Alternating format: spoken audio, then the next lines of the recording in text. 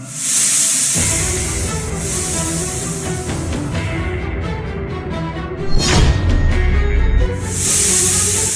তো কাজ হয়ে গেছে। এখন বালিশের কভারের মধ্যে চুপ করে গিয়ে বসে থাকবে।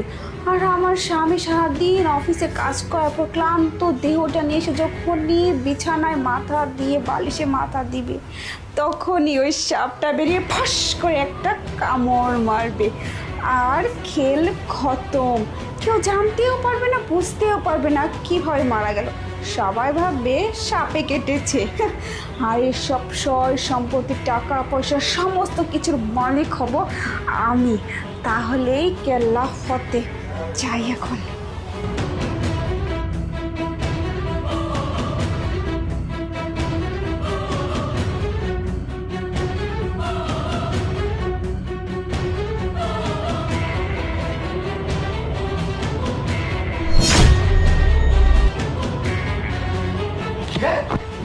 শান্তা, তোর কি মাথাটা খারাপ হয়ে গেছে নাকি? তুই আমাকে হঠাৎ করে ধাক্কা মারলি কেন? স্যার, আপনি বিছানা থেকে শুনুন, শুনুন বলছি, শুনুন না, শুনুন। কেন? আপনি এই বিছানা শোবেন না তো, একদম শোবেন না, শুনুন তো, আপনি শুনুন। তোর কি মাথা খারাপ হয়ে গেছে নাকি? অফিস থেকে সারাদিন পরে আসছি, শরীরটা অনেক ক্লান্ত। আমি এখানে কেন? স্যার, আমার কথা বিশ্বাস করুন, এই যে বালিশ আছে না, এই বালিশের মধ্যে কাল লাগানি সাপ আছে। সাপটা চুপ করে। কি সব উল্টাপাল্টা কথা বলতেছিস? এটা শহর, এইখানে সাপ কোত্থেকে আসবে? স্যার, আমি নিজে চোখে দেখছি, ওর আমাদের সাপের চুপ করে বসে আছে।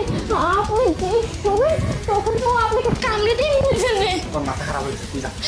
না স্যার, আপনি এখানে শোবেন না, আমি বারবার বলতেছি এখানে সাপ আছে, আর এখানে এই বেয়াদব, তুই কখন থেকে আমার সাথে খারাপ ব্যবহার করছিস?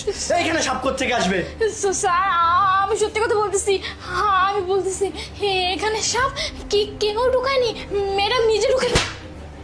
বেয়াদব কোথাকার, কখন থেকে উল্টাপাল্টা কথা বলেই যাচ্ছিস, কিছু বলতেছিস না দেখে?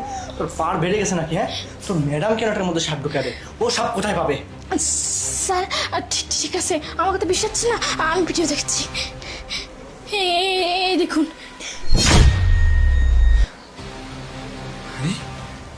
তাই তো? হ্যাঁ স্যার, আপনি এটার মধ্যে শুলে সাপটা আপনাকে কামড়ে মেরে ফেলবে। আরে শান্তাকে সব কিছু বলে দিল নাকি? তাহলে তো আমার সব খেল খতম হয়ে যাবে।